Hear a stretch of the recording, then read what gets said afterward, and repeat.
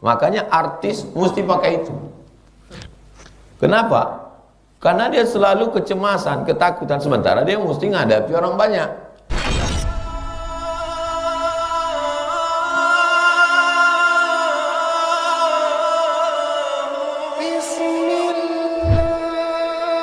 Kata Imam Abu Hamid Al-Ghazali, kita mendekat kepada Allah tu macam burung yang terbang pulang ke sarang, sayapnya dua. Satu sayapnya khauf, takut neraka, takut sangkakala, takut azab kubur, takut. Yang kedua sayapnya raja, berharap dapat ampunan, berharap husnul khatimah, berharap masuk surga, berharap dapat ridha Allah, berharap dapat rahmat Allah. Nah, sekarang di zaman modern ini tidak boleh takut, karena takut itu penyakit psikologi. Jadi kalau ada ustadz yang cerita neraka, cerita husnul khotimah, su'ul khotimah, cerita azab kubur, berarti ustadz itu dianggap penyakit psikologi. Jadi nggak boleh lagi ceramah takut. Pokoknya tak boleh takut. Anak-anak degil, nakal, jahat, bandel. Maka bagaimana caranya supaya dia jangan tak jahat? Suara mesti tinggi. Jangan nakal, jangan jahat, jangan ribut. Muru auladakum, suruh anak kamu. Muru auladakum bis salah, suruh anak kamu salat. Wa abna'u sab'a sinin, umur 7 tahun. Wadribuhum fil asyra, pukul 10. Nah, sekarang ada namanya parenting. Tak boleh meninggikan suara.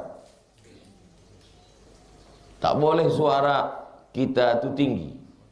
Guru tak boleh meninggikan suara. Tak boleh memukul, tak boleh menjewer. Karena kalau tinggi suara, nanti anak itu takut. Jadi anak itu tak boleh takut. Nah, maka jangan heran kalau anak-anak sekarang ini macam setan. Karena memang dididik dengan parenting setan. Dan kiamatnya pendidik-pendidik Islam pun terikut-ikut pula dengan ini. Silakan ambil jurusan psikologi, silakan ambil jurusan parenting, tapi referensinya ambil dari kitab yang paling utama dalam masalah akhlak ini adalah kitab Imam Abu Hamid Al-Ghazali, kitab Ihya Ulumuddin. Itulah pentingnya bisa baca kitab. 3 tahun pertama hafal Quran, kelas 1, kelas 2, kelas 3 SMP. 3 tahun kedua baca kitab, kelas 4, kelas 5, kelas 6. Setelah itu masuklah ke psikologi. Jangan semuanya masuk usuluddin. Jangan semuanya masuk tarbiyah. Masuk ke psikologi.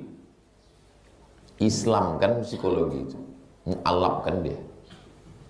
Barulah keluar hasilnya kombinasi antara 3. Hafal Quran, bisa baca kitab, dan ahli psikologi. Bantahlah orang yang mengatakan takut itu adalah penyakit psikologi. Makanya sekarang Allah tak ada lagi takut.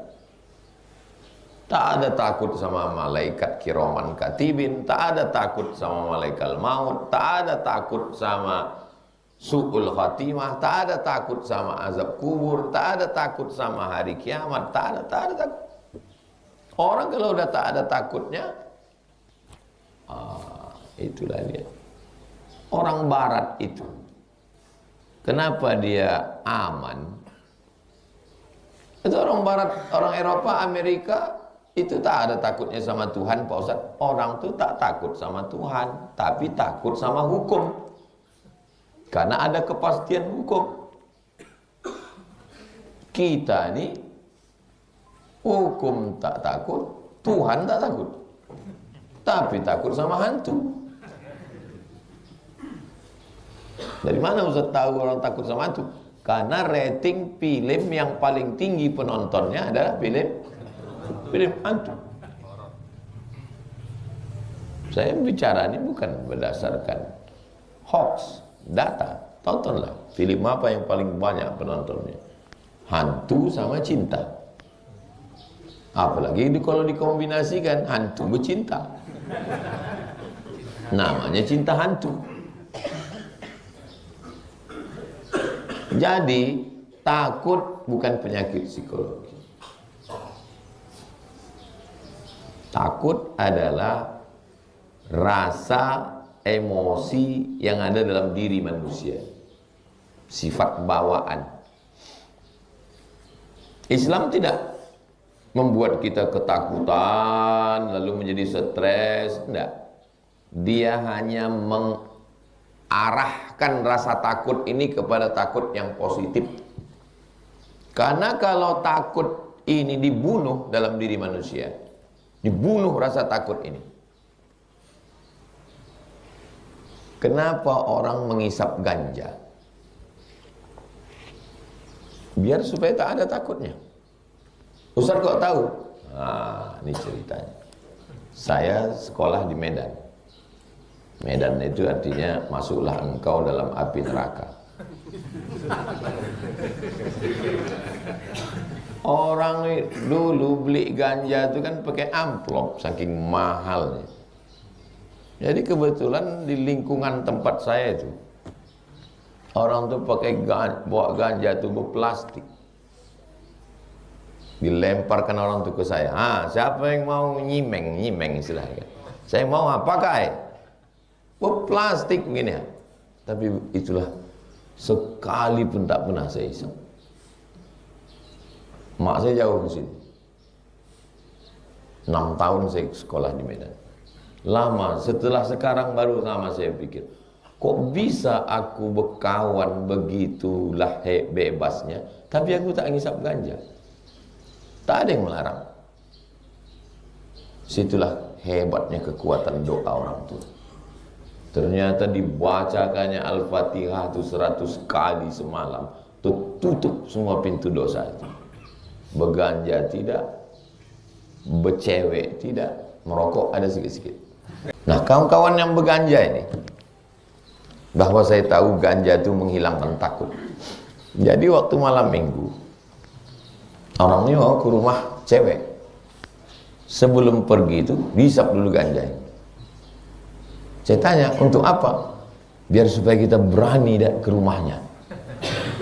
Oh, mau menghadapi dulu kan mana ada WA.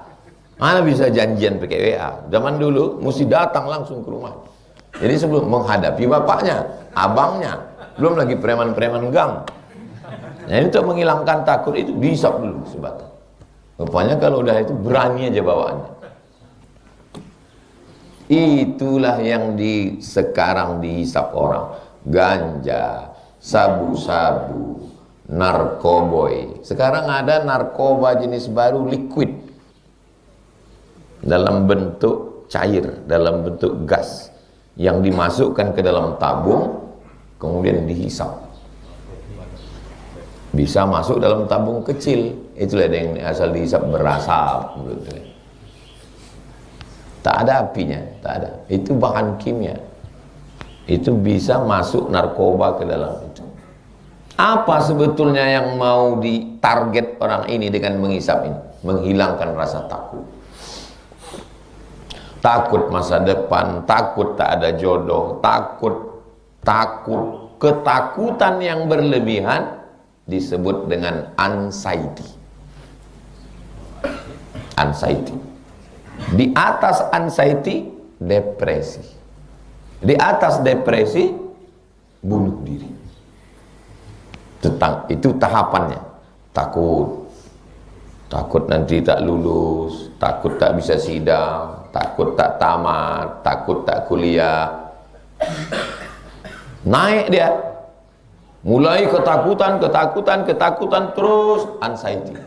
naik lagi depression, naik lagi, itu ujung-ujungnya bunuh diri. Sebetulnya pemakai narkoba ini sudah naik ke level tertinggi sebelum melewati fase-fase ini. Semestinya dia pakai gigi dulu, gigi 1, gigi 2. Kalau pakai narkoba ini dia metik, langsung aja mati. Bagaimana supaya dia senang aja, bahagia aja. Makanya artis mesti pakai itu. Kenapa? Karena dia selalu kecemasan, ketakutan, sementara dia mesti menghadapi orang banyak, mesti menyenangkan orang. Kita heran, pagi dia ketawa, siang dia ketawa, malam dia ketawa, jam 2 malam pun dia di TV itu ketawa juga. Besok pagi kita tonton live lagi dia ketawa. Loh, kok bisa dia ketawa terus? Rupanya pakai itu, hilang takut.